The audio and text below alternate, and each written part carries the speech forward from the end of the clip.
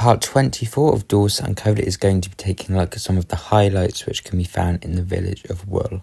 Starting off with Spring Street, which is most likely named after the stream that runs through it, it's got some very picturesque countryside cottages.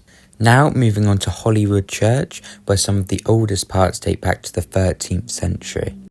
You can actually find an old shepherd's crook in here, which used to belong to Walter Trevor, who was both the organ grinder and the village shepherd.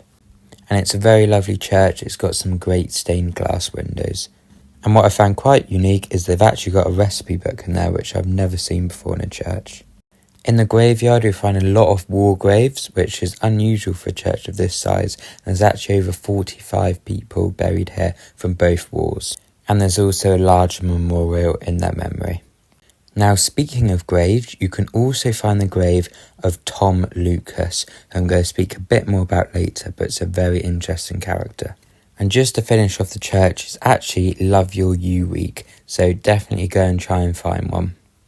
Now, the Ship Inn pub dates back all the way to 1827, and at one point, Tom Lucas was actually the landlord. Now, the Ship Inn is usually associated with smuggling, and it's because of Tom Lucas, who would hide contraband that came in from Lulworth Cove and other coastal areas, and he would hide it in his pub. And he was actually never imprisoned for doing this. Now, obviously, Wool has a lot of housing, and down Bailey's Drove you'll find a lot of bungalows. Now, in World War II, there was a bungalow called Two Birches, and it was apparently the only building in Wool to be bombed. There's also other residential areas such as Purbeck Gate. However, Purbeck Gate is actually supposed to be quite badly affected by flooding in the future.